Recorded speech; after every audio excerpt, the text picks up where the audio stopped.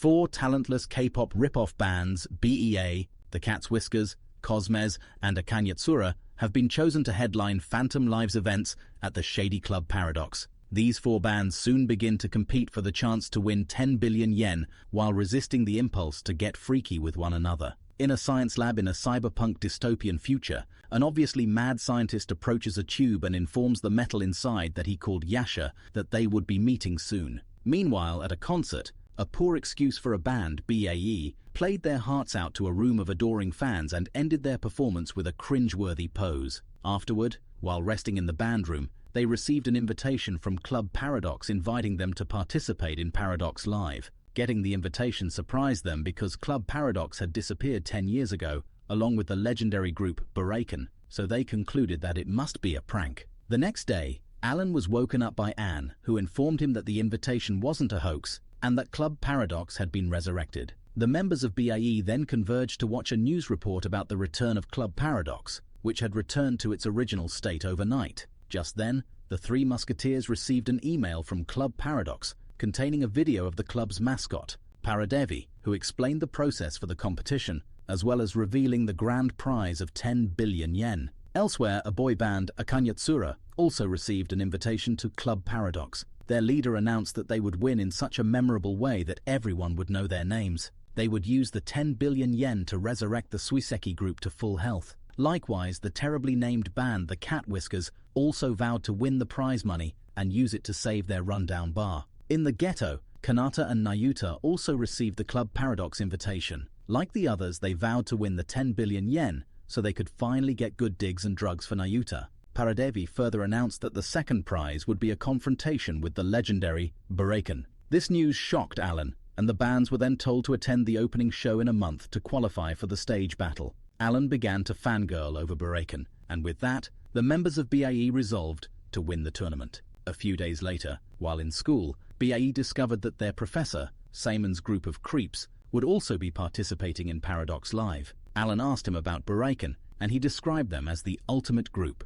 Harjun then told Simon that BAE intended to defeat Buraken and showcase BAE's value to the world. Simon, however, insisted that his group, the Cat Whiskers, would win, as they had their eyes set on the bounty. Harjun dismissed his statement as the words of a madman and walked away, while his bandmates apologized to the professor on his behalf. Later that day, Alan, who looked as high as a kite, presented the band's new song to the others in a hyperactive manner. The next day, all the bands converged at Club Paradox, and a rando freaked out when he spotted Nayuta at the venue. Meanwhile, while Paradox Live was starting, the members of BAE were still sleeping and recovering after their late-night orgy. At the club, Paradevi introduced the four participating bands, the Cat Whiskers, Akanyatsura, Cosmez, and BAE. But the members of BAE were nowhere to be found, so Paradevi announced that if they failed to show up when the hour hand hit the top, then they would be disqualified. Just then, the members of BAE jumped down from a helicopter in style and began their electrifying performance.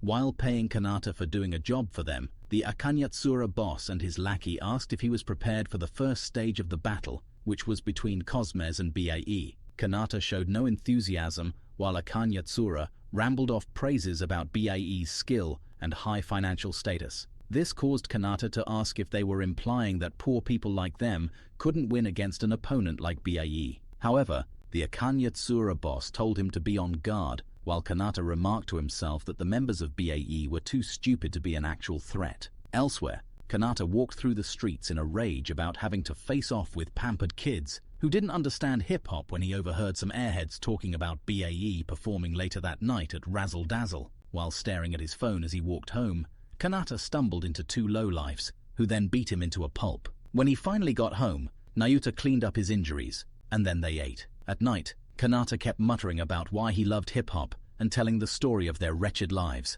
He told Nayuta that hip-hop was for songs for rebellion. It gives people the voice to assert their presence, and they would definitely win the next battle. The duo fist-bumped, while saying no one could beat them. Later that night, Kanata headed out to the club Razzle Dazzle, where Anne and Hanjun were already leaving. But Alan stayed behind to write some more mid-tempo lyrics. Afterward, Alan struggled to get home as he suffered from a trap reaction caused by using phantom metal. However, just as he was about to collapse, Kanata appeared and caught him, but then Alan said something foolish, which made Hanaka throw him on the floor in disgust and then take his metal. The next day, Alan explained to Anne and Hajun that his metal had been stolen. Hajun used Daddy's money to access the images captured by Razel's anti-theft surveillance camera. Using the images, they were able to identify the thief as Kanata. Back in their home, Kanata and Nayuta discussed what they would do with Alan's metal. They couldn't sell it because others couldn't use a metal that had memorized the DNA of its user, and no one would buy it.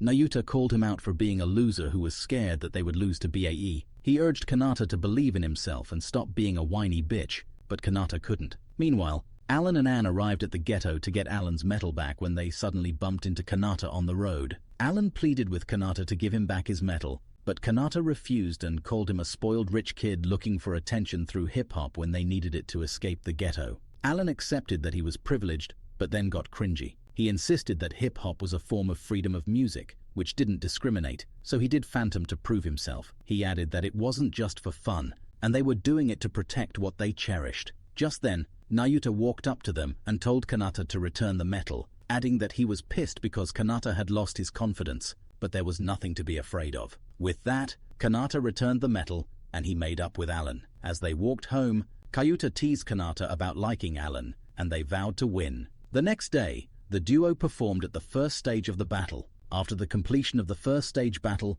Paradevi announced that the winners were the talentless hacks, BAE. Backstage, Shiki, the rando who freaked out after seeing Kayuta the first night at Club Paradox, stared at Kayuta's picture on the screen like a scorned lover. Then the second round began with a performance by the Cat Whisperers, and he walked out alongside the other band members. Later that night, Yohei grumbled over their loss to Akanyatsura, but Simon remarked that they should accept it with grace. Yohei then asked if he noticed Shiki, and Simon remarked that he hadn't looked good earlier and had been that way since the opening show. He added that Shiki looked afraid, while Yohei said that he always had bad train reactions and told Simon to head home and help Ryu deal with Shiki. With that, Salman chuckled and left. Back at their home, Shiki kept whimpering and asked himself why Kayuta was at Club Paradox. Just then, Ryu arrived to console him, but Shiki kept rambling like someone was losing his mind. However, Ryu couldn't relate to his struggles because he didn't have trap reactions like the others. Later, Shiki started screaming as his trap reactions started while Yohei went in to help him. The next day, Ryu brought home a stray cat, which they all fawned over. Just then, Akanyatsura entered their bar looking like snacks, and while the kids went out to place some posters, the adults went aside to talk. They spoke about Alter Trigger, a company that wanted to buy the bar for 10 billion won, the same price as the prize money. Akanyatsura's boss hinted that Alter Trigger might be the one pulling the strings behind Paradox Live, and said he could feel something big going on. Their conversation ended as the kids returned from placing posters. Ryu suddenly started acting weirder than usual and confronted Akanyatsura's boss about not revealing his secret about his family members. After that, the crew left. Later, at the Alter Trigger base, a mysterious scientist and his team observed readings of the band's performance. Back at the bar, Ryu's stray cat had fallen ill, and being dumb as a rock, he decided to take him to the vet under the heavy rain. However, he stumbled, which allowed Shiku to finally catch up to him, and they were soon joined by Simon and Yohei, who brought along umbrellas. They located a vet,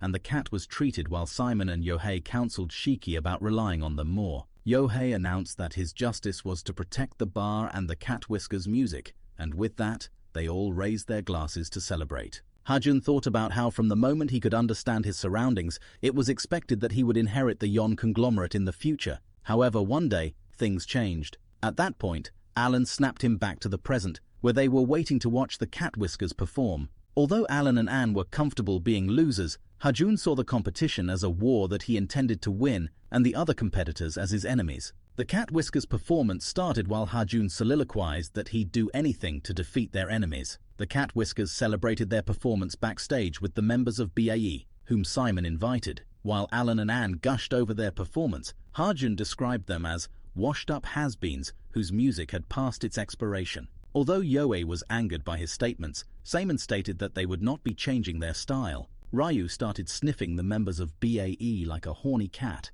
and commented that Alan and Anne smelled the same, while Hanju smelled differently because he was placing himself outside the group. He added that Hanju was in a transparent box and only wanted people to see his good box, and he started laughing while adding that he'd start rotting if he didn't let himself out. Then Ryu whispered some words into Hanju's ears, which caused him to lose all color in his face and push Ryu to the floor. Hanju then started to lose his Shi*T and ran out of the room while his bandmates ran after him. Later that night, Simon and Yoi talked about what Ryu said and contemplated becoming more greedy in their ambitions. Meanwhile, at the BAE house, Alan and Anne talked about how little they knew about Hanju. They realized that they knew very little about him, and that bothered Alan, so they called him out for coffee. Things got melodramatic as Alan confessed his feelings to Hanju and told him that he was also in a transparent box because he was scared of losing what they had if he showed them who he really was. Then he told them about his trap reactions. Alan said his parents loved classical music and hated that he listened to hip-hop, so they burned all his equipment and records. They definitely did not win any Parent of the Year awards. However, that event was the trauma that he kept seeing during his trap reactions. Next, Anne revealed her trap reaction, which involved her mother cutting her hair so she'd look like a boy. Her deranged mother would then call her Anjin, her little prince. Anne added that she still felt somewhere deep down that she was her mother's little prince. She concluded that she'd never be free of her mother, but she had accepted it. After hearing them spill their dirtiest secrets, Hanju revealed that Ryu had told him that he was expendable, which is why he had lost his She*T. He revealed that his trap reaction stems from the fact that he isn't useful. Everyone sees him as the son of the Yon conglomerate, but he was adopted when they needed an heir. They eventually gave birth to a son and sent him to Japan. After giving birth to an heir, they tossed him aside like used toilet paper and traumatized him for life. Hanjun revealed that he was scared that no one would ever need him, so he kept his distance from everyone before he got abandoned by those he loved. Things quickly devolved into a soap opera, as Alan confessed his undying love for Hanju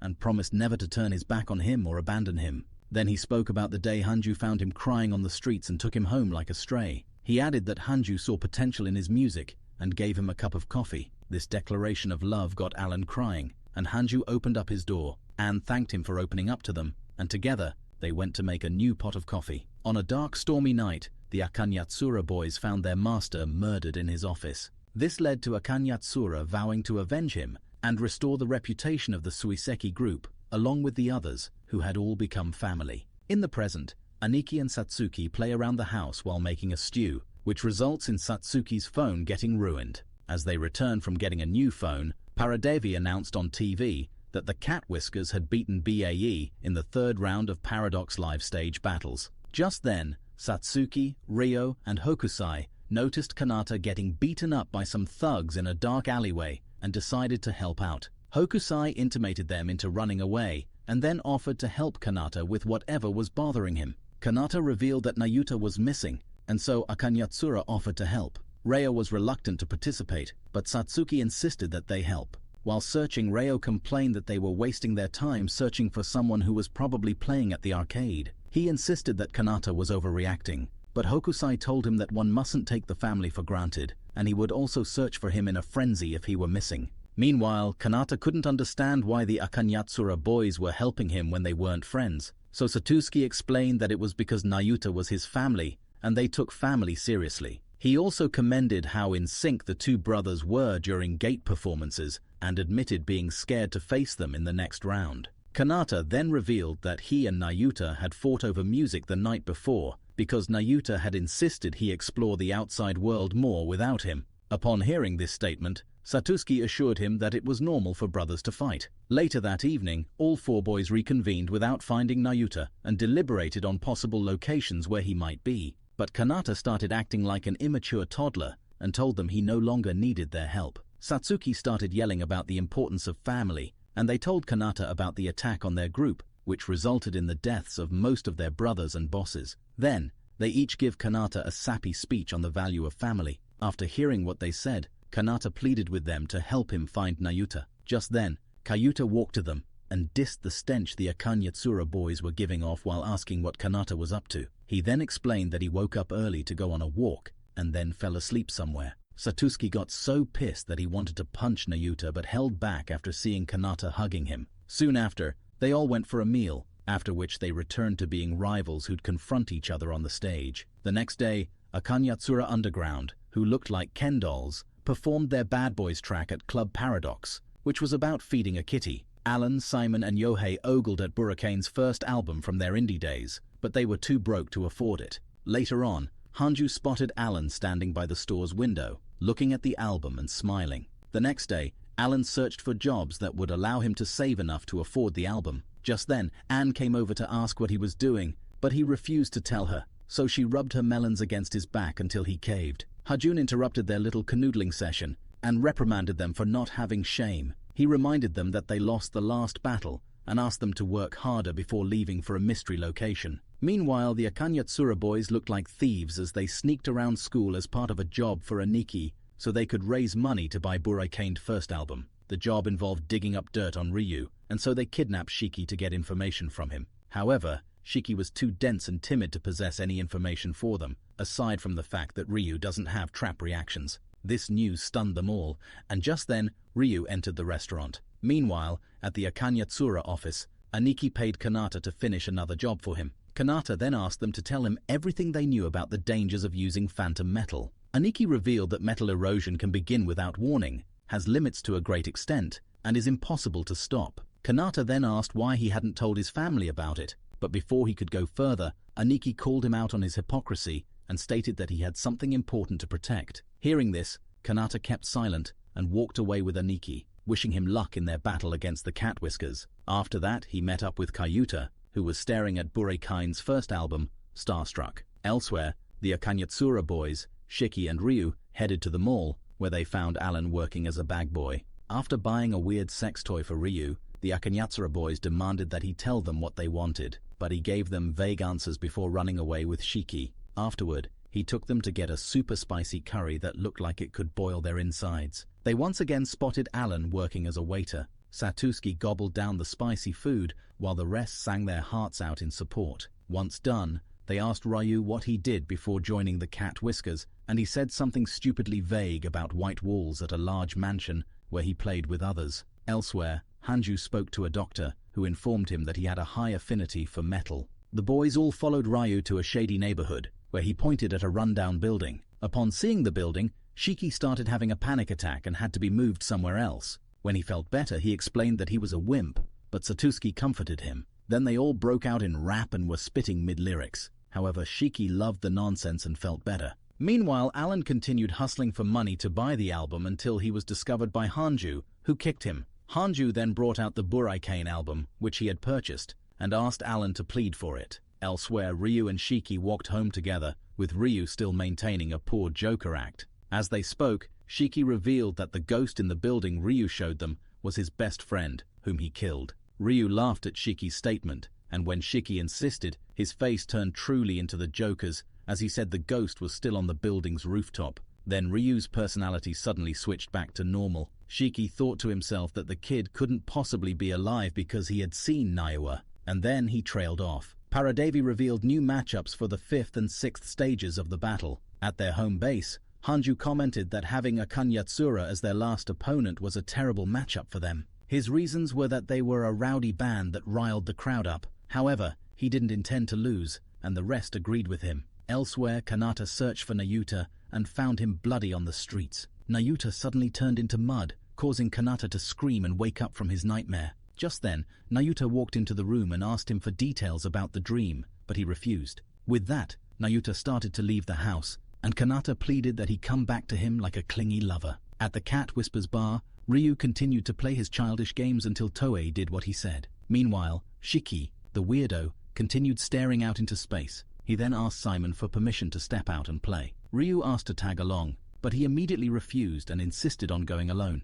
Once outside, he decided to visit the rundown building, and while there, he recalled lifting a sofa with Nayuta once before. He then ran into an empty room, hoping to see Nayuta, but then remembered that he had killed him. While there, he got flashes of Nayuta's death and thought back to how difficult it was for him to fit in and make friends until he met Nayuta. He was getting bullied by some local thugs, and as they left, Nayuta appeared, picked their pocket, and called him a weakling. From that day on, they became friends. However, Shiki continued to say that he never felt troubled by Nayuta. Soon enough, they placed a chair on a building rooftop, which was Nayuta's favorite place, and one day while sitting there talking, Shiki noticed that Nayuta was getting weaker daily, which was a result of some experiments he was participating in for money. So when they met that night at the rooftop, Kyuta told him that he wanted to see him one last time because he couldn't go on anymore. He informed Shiki that he had developed phantom corrosion, and it was spreading, which meant he'd soon be nothing but a shell, and he couldn't let Kanata see him that way because it would break him.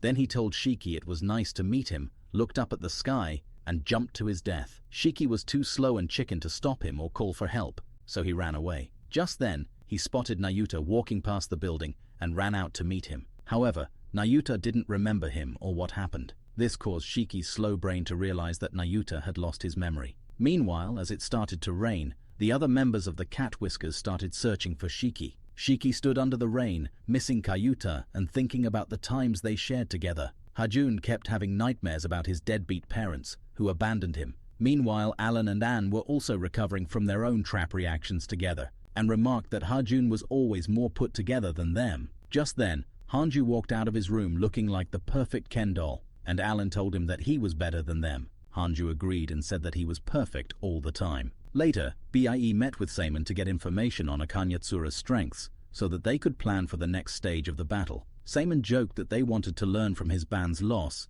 but still went on to say that Akanyatsura's strength was their familial bond. Ever the egotist, Hanju argued that they wouldn't waver in their quest to prove that they are the best. His statement surprised Seimon, who could see growth in Hanju. Nevertheless, he told them that he was looking forward to the next battle and left. Afterward, BIE contemplated Simon's words, and Hanju argued that a bond couldn't be all the Akanyatsura have. He added that the three members of Baek knew how worthless familiar bonds could be. Then he left to purchase drugs from a questionable doctor to treat his rapidly spreading metal rot. As he walked out of the doctor's office, Hanju was met by the sexy-looking Suiseki, who warned him against patronizing the back alley doctor. Suiseki informed him that the doctor was known for prescribing more than a person needed, but Hanju dismissed him. However, Hanju hesitated when Suiseki asked why he was contesting, but soon went back to being a cocky bastard and said that he only plays for his benefit. Later that night, Pradevi announced that Cosmes had won the 5th round, and because they had 2 wins, they would be entering into an extra battle.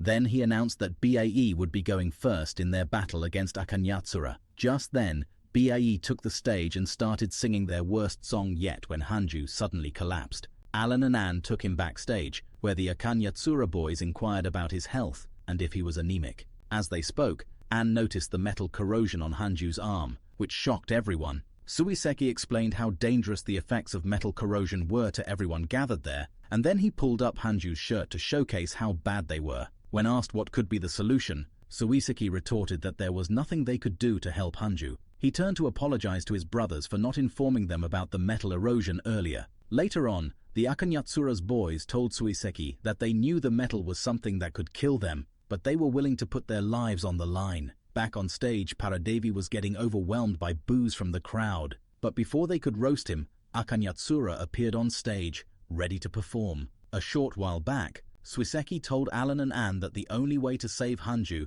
was to force their way into his mind using the metal. However, he wasn't entirely sure it would work, but he heard Buraiken had done it once to save their member Shura. With that, Suiseki told them how to get into Hajun's mind and warned them that they might not make it back, but they were too stubborn to listen. As Akanyatsura performed their song, Anne and Alan dug into Hajun's memory of his parents dumping him. Hajun was slowly losing himself to the metal when Anne and Alan used the power of friendship to save him and got him to understand that he couldn't let his trauma rule his life. With that, Hajun remembered all the good times they shared and got better while thanking them for making him feel wanted. Once they were back in the real world, BAE was finally ready to give their Grammy-winning performance.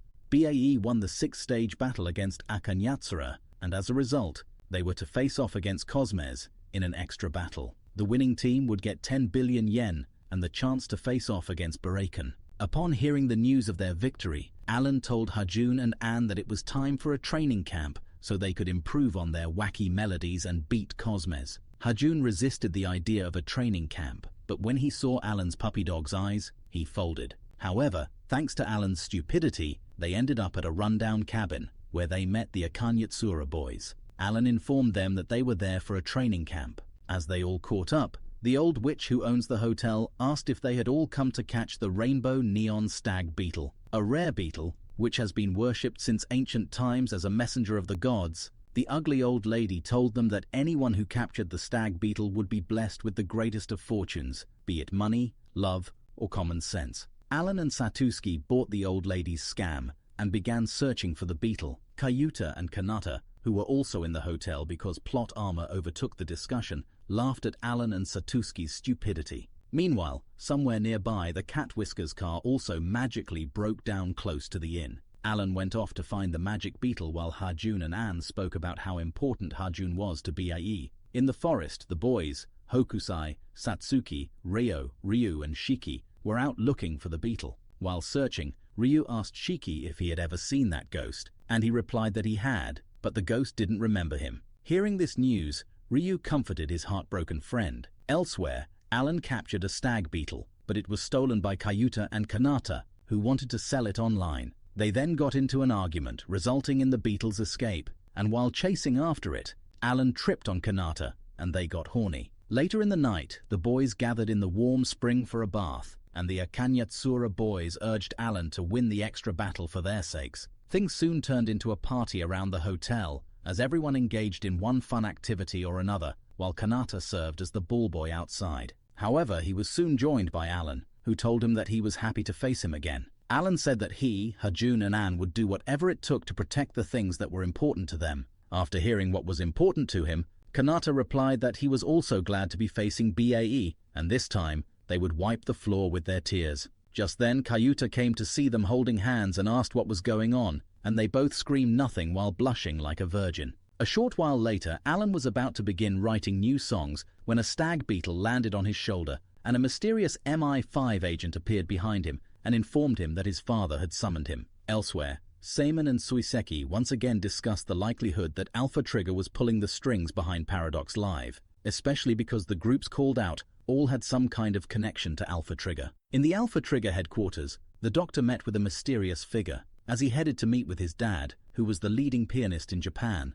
Alan thought back to his upbringing as a spoiled child, with his life planned out for him. His parents saw him as their masterpiece, but he never felt joy in what they wanted for him. Even though he was considered a gifted young man, he didn't connect with that type of music, and it wasn't until he listened to hip-hop that he enjoyed music. Then he realized that hip-hop was the music for him, but his parents hated it, and declared hip-hop unacceptable. Being a melodramatic Nepo baby, Alan ran away from home. Just then his father arrived and asked how he was doing, but Alan asked why he had brought him there. His father stated that he would never acknowledge him, even if he won the paradox. Then the old man instructed Alan to stop performing Phantom Lives because that would ruin his music. He also told him to return home. However, Alan refused because he wanted to win Paradox Live with his friends. Upon hearing Alan's childish reply, his father coldly informed him that his friends would all die of phantom metal corruption. Meanwhile, in the present, BAE was performing at Razzle Dazzle, but Alan kept thinking about his talk with his father. His father then called him shameless for putting his friends' lives at risk, so he'd be number one with him, that takes life away. Back on stage, Alan tried creating an illusion, but his daddy words rang in his head, and the illusion failed. Later on, Hanju asked him what was going on, but Alan lied through his teeth and ran to the bathroom. Elsewhere, a mysterious silver-haired man said to himself that everything was in place, while the still mysterious scientist said to himself that they were almost done. At the battle, Akanyatsura performed to get the crowd excited for the battle. Meanwhile, at the science lab, the scientist declared that the time had come to change the world. Nayuta and Kanata prepared for their upcoming performance, and Nayuta thanked Kanata for broadening his horizons, and thus making their music better. Anne also commended Hanju for his self-growth, but before he could respond, they were informed that they would be going on stage soon. Just then, Alan called Hanju and told him that he wouldn't be performing with them because he was a wimp. He informed them that he couldn't produce illusions, which shocked both of them. They tried reassuring him, but Alan kept having a meltdown and said his music was worthless. Hanju and Anne offered to find him, but Alan ended the call. On stage, Paradevi introduced Cosmez and then announced that BAE was missing. The other bands couldn't believe BAE would just forfeit the battle, while Paradevi gave them 30 seconds to arrive on stage. Meanwhile, Ryu looked stranger than usual and commented that the metal was being disturbed. BAE's 30 seconds were up, and Paradevi announced that Cosmez was the Paradox Live winner. However, the crowd started booing while Kanata ranted about not wanting an easy win. Just then the stage went dark, and the scientist walked up while telling all of them to shut up. The next Buraikan members, Shura and Yasha, took the stage. Meanwhile, the silver-haired man was also in the building heading to an unknown location. The sexy silver-haired stranger broke into the Alter Trigger Corporation and was expertly digging through their files like James Bond. He soliloquized that the Alter Trigger Corporation hid the truth about the dangers of phantom metal, which was the real reason behind Buraikan's final performance and the disappearance of the Club Paradox 10 years prior. Meanwhile, back at the stage, Buraikan remarked that Cosmez was lucky that their opponent ran away with their tails between their legs, but the hot-headed Kanata yelled that something was wrong. Still, Buraken was unconcerned and asked if he needed the money or not. Kanata said he did, and then Buraken started their first performance in 10 years. Their performance had the fans going into a frenzy. Meanwhile, Ann and Hanju finally found Alan at Club Razzle Dazzle. The other bands were starstruck by Buraken and wondered how they were still as good as they had been 10 years ago, but Ryu stated that it was because they were ghosts. Buraken finished their performance and told Kanata it was his turn, or he could if he wanted to. This got Kanata even riled up as if he had a stick up his bum, and he yelled that he and Kyuta would take their throne. However, in a surprising turn of events, Buraken asked who Nayuta was. After all, hadn't he always been on his own, and there was no Nayuta? They revealed that the thing standing and looking like Nayuta was just an illusion. Back at Razzle Dazzle, Ann and Hanju tried comforting Alan about his meltdown. However, Alan insisted that he was useless because he couldn't create illusions and could no longer hear sounds in his heart. He explained what happened during his meeting with his father and how his dearest dad had told him his music would kill people. He blamed himself for almost killing Hajun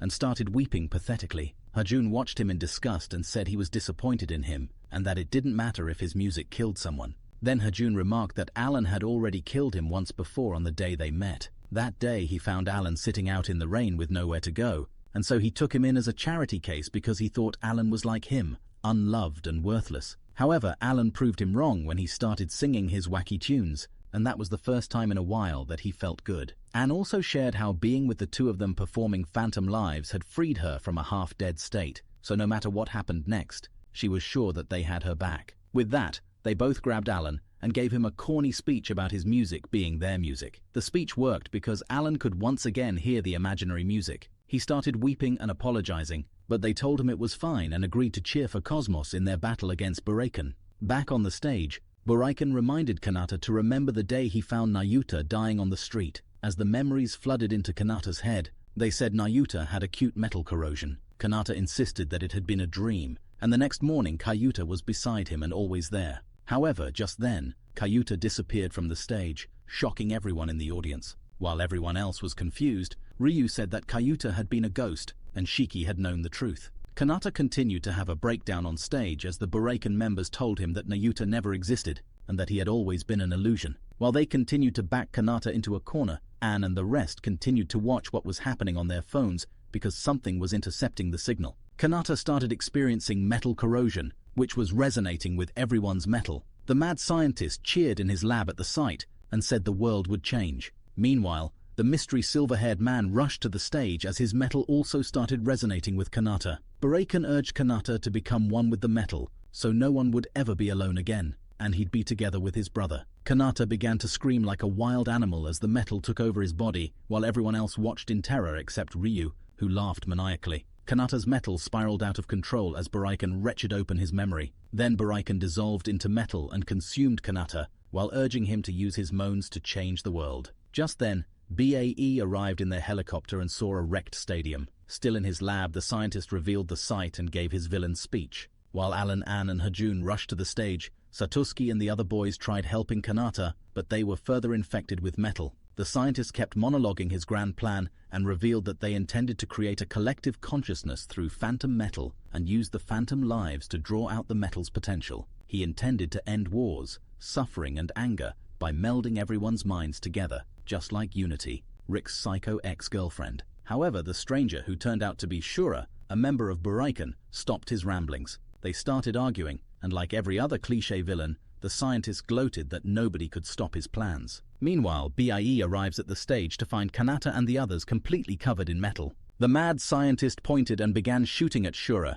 but he was such a poor shot that Shura easily disarmed him and took away Yasha's metal. On stage, Suiseki gave BAE a rundown of what had happened and how useless they had been. Soon enough, their metals also started resonating with Kanata, but despite the pain he was in, Alan began speaking to Kanata and urged him to reclaim his music. Then the fool began singing, but surprisingly it was working as the metal slowly receded, and soon enough the others joined in. Just then, Shura spoke to them through the sound system and told them to all continue singing. Without shame, each band sang a cringe-worthy song to Kanata, and with each verse a piece of metal chipped away. But it wasn't until Nayuta's boyfriend Shiki sang his heart out that Kanata began to remember how much his brother loved hip-hop. Everyone began to sing as one, which caused the metal to dissolve faster. Alan called out to Kanata and urged him to come back to them because he was no longer alone, creating a Firebird illusion that burned away all the surrounding metal. This finally freed Kanata from the metal grasp, and he woke up surrounded by the bands. As Club Paradox slowly disappeared, Shura took his leave of the scene. Later on, the police began investigating Alter Trigger for their involvement in the incident. Akanyatsura gathered at their favorite restaurant, Raimente, to eat and celebrate their survival, but Reo complained that they never met Buraikan. As they all said it dejectedly, Suiseki laughed and revealed that Raimente's owner was actually Shura, and they all screamed in shock. The Cat Whisperers also celebrated the withdrawal of their eviction notice by Alter Trigger. Seimon was glad that they were able to save their home, and he told Shiki that they would be able to stay there forever. As for BIE, Alan continued acting like a fool and bothering Hanju whenever he got inspiration for a new song. Kanata went to visit Nayuta's favorite spot, and as he stood there, an illusion of Nayuta with terrible hair appeared next to him.